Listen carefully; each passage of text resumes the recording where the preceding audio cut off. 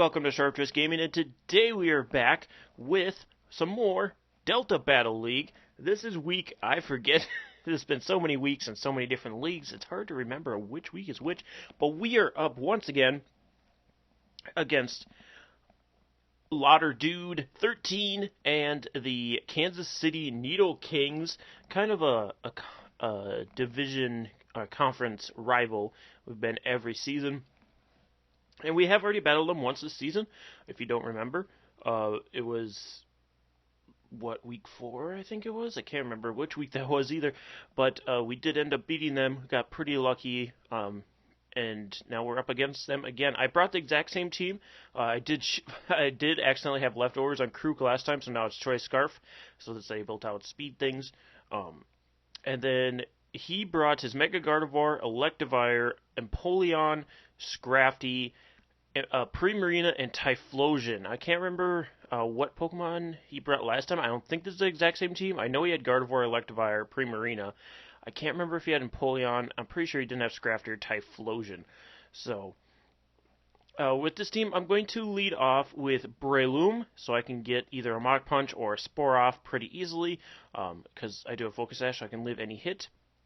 I was going to lead Raichu, but I don't want him switching into Electivire. I was pretty sure the Empoleon was going to lead, so that's why I went with this play here. I'm going to slow it down a little bit so I'm able to commentate in between turns. But here we go. We lead off with the Breloom, and he leads off with the Primarina, which is perfect for us. I can go for the Spore here. His Primarina does outspeed, which is unfortunate, so now we're already down to our Sash. But we're able to get our Spore off, put this thing to sleep. Now, either this thing stays in or it doesn't. Either way, I'm going to Rock Tomb, because if he switches into something to try to resist, we can at least slow it down. He brings in the Typhlosion, which Rock Tomb is just going to body. Out of my face. Get out of here. One big threat out of the way. Choice Scarf Eruption could be deadly to us. Especially, I don't know, Kruk and him speeding, tying with each other. So here, I'm just going to Mach Punch, just get off a little bit of damage before Breloom goes down. Breloom did what it needed to do. It got rid of Amani and put one to sleep. That's all you can really ask from Breloom. So I didn't want to risk him setting up without getting damage off on him, so I just do the Mach Punch and it take the Drain Punch. Now I can go into Azumarill. I'm going to go for Superpower here because it will knock out Scrafty, and if he tries to switch in Empoleon expecting to play rough, it's going to knock it out as well because we're Choice Banded. And sure enough, Empoleon comes in, bop, Superpower, get out of my face. Empoleon gone. One more thing we don't have to worry about. Could have been Shuckleberry for my Earthquakes, so that kind of stuff. Essentially, I'm just trying to set up Crocodile for a little bit of a baby sweep at the end to make up for some feints that he's had in these past couple weeks. So with the Intimidate, I'm going to switch out Azumarill into the Togetic, or Togetic, however you want to pronounce that. He goes for the Fake Out. I'm like, fine, I can take that damage. And now I can go for Dazzling Gleam. He goes for Poison Jab. It's only going to do 35%, which is just fine with me.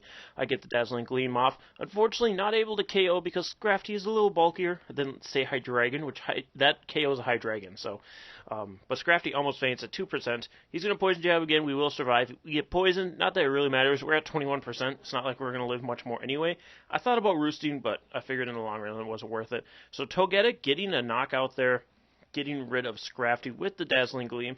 We're down to 8%. He's going to bring in the Gardevoir. So outside of him setting up something, which would be bad for us, I'm just going to go for Dazzling Gleam. He does go for Hyper Voice, luckily. He doesn't set up a sub or Calm Mind or anything like that. So Togetic's going to go down. Here I can bring in Aggron. Aggron is sturdy, so we will take at least one hit if he wants to try and stay in and go for it. I'm going for an Iron Head here because it'll KO the Gardevoir.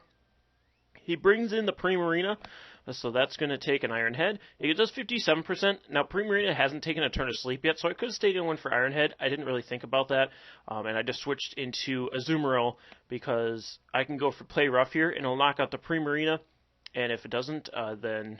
or if something else switches in, then it'll knock it out as well. He does take another turn of sleep, so he doesn't get an Energy Ball off or whatever he was trying to go for there, and Play Rough will knock out. So it would have been safer if I had stayed in Aggron, went for another Iron Head. It was guaranteed to KO there, but now in comes the Electivire. I'm going to switch out. I don't want Azumarill going down for no reason. I'm just going to switch in my Raichu. If he goes for an Electric type move, then cool. If he goes for Cross Chop, cool too. He actually goes for a Z move all out pummeling. It is a critical hit.